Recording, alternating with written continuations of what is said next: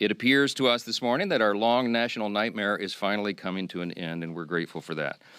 We will sit down with any Republicans, anytime, any place, anywhere, in order to find a bipartisan path forward, but we're not down with their my way or the highway approach to governance. That's failed the American people.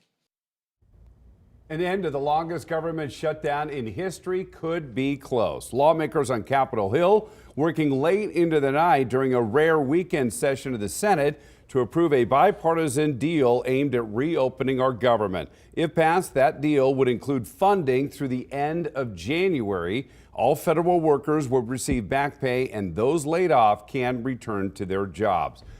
But there's one major sticking point that is not guaranteed in the deal, an extension on health care subsidies. Good evening. I'm Dana Wagner. And I'm Marie Mortera. 8 Democrats voting with Republicans to reach that 60-vote threshold to move the bill forward, but it still has several steps to go before it is a done deal. From our nation's capital to right here in our valley, we have team coverage for you, giving you a breakdown of the proposal, why Nevada lawmakers voted yes, and the impacts still being felt around us. National correspondent Kayla Gaskins kicks off our coverage tonight with the latest from Washington. A breakthrough on Capitol Hill. The American people have suffered for long enough. After a 40-day stalemate, enough Democrats crossed the aisle Sunday and joined Republicans. The motion upon reconsideration is agreed to, giving Senate leaders the votes they needed to advance a compromise package to reopen the government. They decided to put principle over their personal politics. The agreement will fund multiple agencies for the full fiscal year and all other agencies until January 30th of 2026. In exchange, Democrats have the commitment from the White House to rehire federal workers fired at the start of the shutdown and a promise to vote on extending the expiring Affordable Care Act tax credits. You know, I've got some folks who didn't like the vote, but I'm going to have a whole lot of federal employees who are going back to work and they're getting their paychecks. 8 senators broke rank in the Democratic caucus to advance the compromise.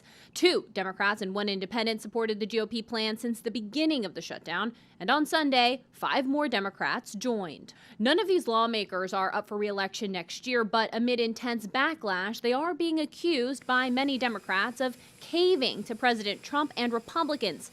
Maine Senator Angus King said Democrats' tactics weren't working and weren't ever going to work. The problem was after over 40 days, neither of those goals was being accomplished.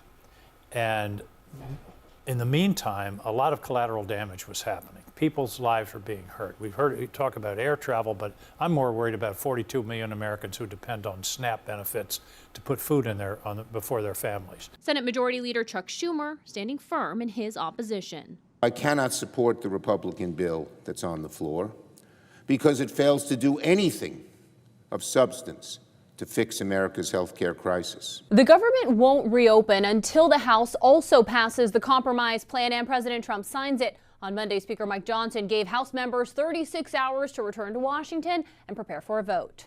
On Capitol Hill, I'm Kayla Gaskins.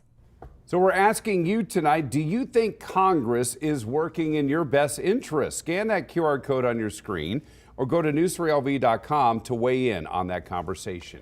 Now to the senators who crossed the aisle in yesterday's vote. They include Nevada Democratic Senators Cortez Masto and Jackie Rosen. While Cortez Masto has consistently voted in favor of the continuing resolution, this was Rosen's first time voting yes. So with no guarantees on extending government subsidies for health insurance for low-income Americans, something that could double or even triple costs for Nevadans, we wanted to know what drove those Democrats to cross party lines. Our Tiffany Lane reached out to them and joins us live with more on what they had to say. Tiffany?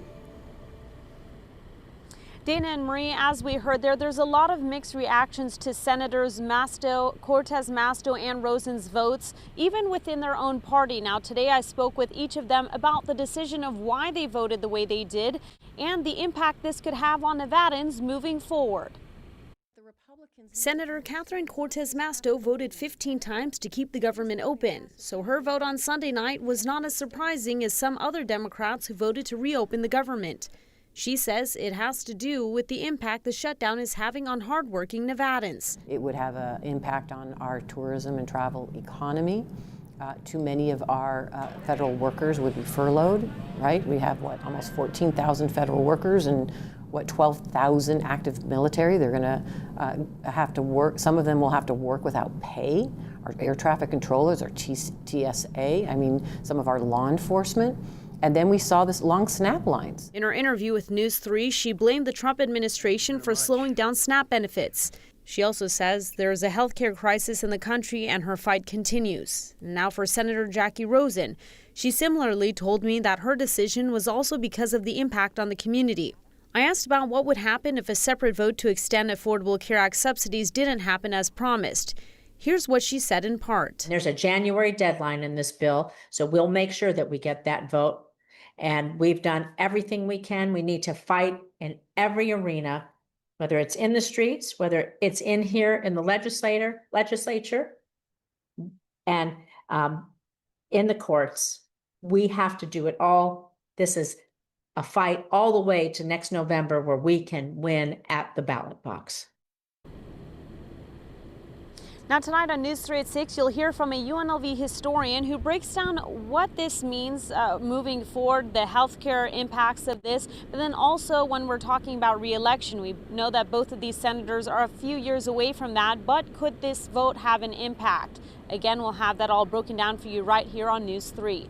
Reporting live from downtown, I'm Tiffany Lane for News 3. Back to you. What happens in Washington rippling across the country and here at home. Tiffany, thank you. Yeah, that's for sure. So this measure still has to have another vote in the U.S. Senate before moving to the House and then the president's desk for his signature. We reached out to Democratic Congresswoman Susie Lee, who blames Republicans for the shutdown, adding, when they are choosing to take food out of the mouths of hungry families to make a political point, you know you're not working with a rational, good faith actor. Her Democratic colleague Dina Titus vowing to oppose the resolution. In a statement, she says in part the passage of the continuing resolution without extending Affordable Care Act premium subsidies means thousands of Nevadans will lose their health insurance because they won't be able to afford it. We have endured weeks of pain from a government shutdown, including cutting off SNAP benefits and not paying federal workers for nothing. So we reached out and we have received hundreds of comments about the vote across social media platforms. That mixed reaction also seen on this poll that we posted to our website. The question was, do you agree with Masto and Rosen's vote to reopen the government? Half of you were saying yes, half of you were saying no. Let us know what you think by scanning that QR code on your screen or going to news3lv.com. One thing not ending anytime soon, the troubles in the skies. Here's a live look at Harry Reid International Airport as Transportation Secretary Sean Duffy reduces flights at 40 major airports, including this one. According to FlightAware, there have been more than 2,000 cancellations and more than 8,000 delays today alone nationwide. News 3's Fidel Moreno-Meza spoke with an aviation expert who says even if a funding deal passes, it may take a few days before things get back to normal. Fidel?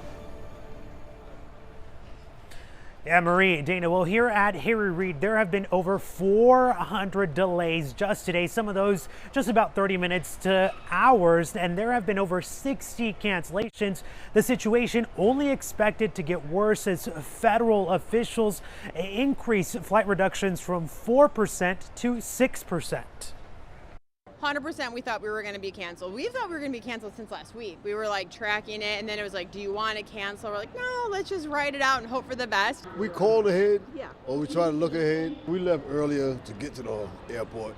Travelers are bracing for the worst, but still hoping for the best as the impact of the government shutdown continues to ripple through the skies. On Monday, Harry Reid saw dozens of delays and cancellations as federal officials cut air traffic by 4%, with another round of reductions expected Tuesday.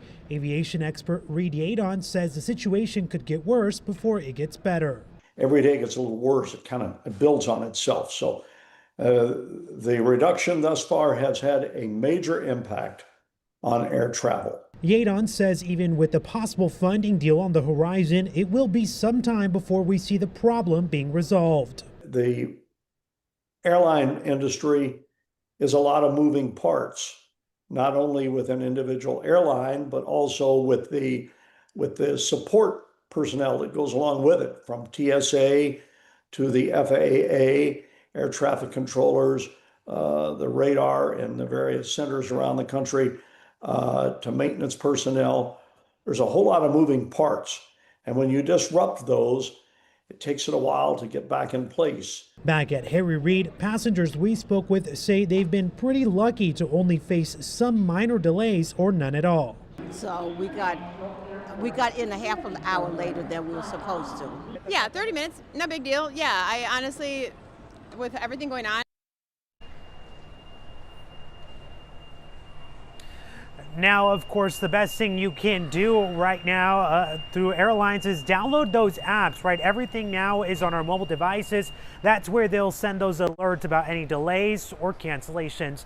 Reporting at Harry Reid, Fidel Moreno-Mesa, News 3. And with Thanksgiving coming up 2 weeks from this Thursday, air travelers in our country are hoping that the government reopens and that everything gets back to normal at airports across America. Fidel, thank you. We appreciate that. Many car rental services have seen a surge in business as some passengers opt to drive instead of fly.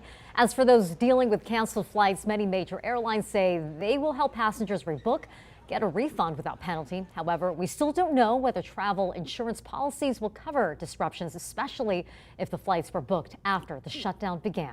An emotional day in court as the